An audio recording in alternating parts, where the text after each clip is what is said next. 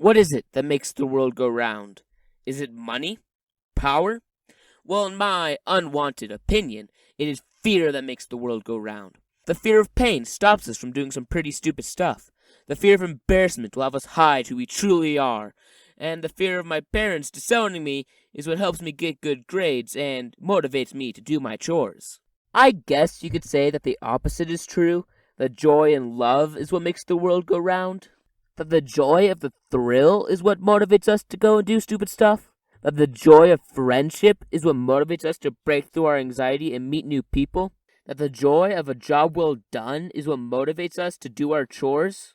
I guess that could be true, but then that's a topic for a much later video. Right now we're talking about fear, which I have a lot of experience with, being a huge wuss. As a young child, I had a very overactive imagination, as most children do. It is that mystical power that lets them see a stick as a sword and a playground as a spaceship. But it also has some negative effects. Sometimes, when I didn't have anything to keep my brain occupied, my imagination would go on auto drive, which leads us down the road of being afraid of the dark, or more accurately, what I thought was hiding in the dark. Every night my imagination would come up with some new horrors to terrify me, spiders or skeletons, devils or demons. I knew it wasn't real, but at the time I could almost see the claw reaching up over the side of my bed. I could almost hear the breath of the monster behind me, reaching out and grabbing me, pulling me into the never-ending darkness of my closet. I don't know if it's just my closet, but when the lights turned off, it seemed like an abyss, pulling in all light and spawning terrors to horrify me. I'm not afraid of the dark anymore, but before I go to bed, I still close my closet, just to be safe. But come on, every child has been afraid of the dark. Let's kick it up a notch. At the age of 10, my family got our first console, the Wii, and with it we got the game Super Mario Bros. My older brother absolutely loved this game, and we all enjoyed watching him. Little did I know.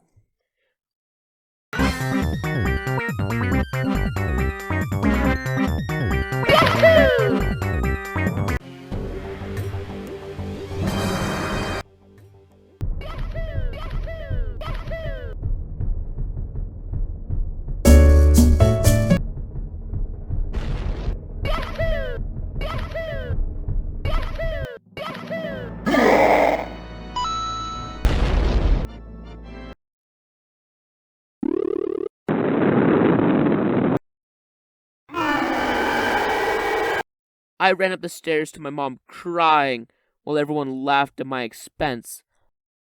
Thanks for the emotional support, guys.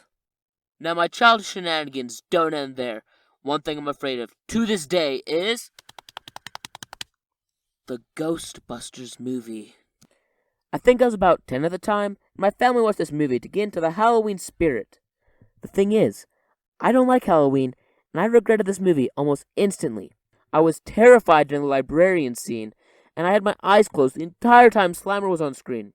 But what traumatized me was when the woman sat down in her chair, and the devil dog's hands reached up and trapped her to her chair, and the chair turning, and then throwing her into the refrigerator. I again ran up to my mom crying. For the rest of the week, I was afraid to open the refrigerator, thinking I'd open it and see the underworld or the devil or something. Even for a few years, I got uncomfortable whenever the Ghostbusters song came on, reliving that traumatic experience. Now, one last story before I go. Near where I live is an amusement park called Lagoon, where I have many fond memories and many traumatic experiences. I used to love roller coasters, and I used to look forward to going to Lagoon, but I don't know when, but one day when I looked at a roller coaster, I saw my impending death. I don't know what, but something about it just whispered to me, "You are going to die." My family would try to convince me to go on the rides, things that I used to love, but I would just look at them and be like, but it's so tall and it's going so fast. No, I'm not going on it, let go of me! Sometimes I would get so desperate, I would try to negotiate with the operator. Look, neither of us want to be here, and I'm being held against my will. Just open the ride and let me leave. Now. No! on one ride that was literally just a single 15-foot drop. I was so scared in the line, my brothers literally made a song up for it. Your doom is coming soon. As the cart rises on the log flume, there's going to be a big drop. You will die. There's Wait, no what did you way say? to stop. I survived the ride. Barely. This other time, I was at the lagoon with my family and one of my friends, Mason. I had been building up my courage for a long time, riding the shorter rides at Lagoon, along with riding the Jurassic Park drop at Universal. I had told myself that if I rode the Jurassic Park ride, then I would ride Colossus.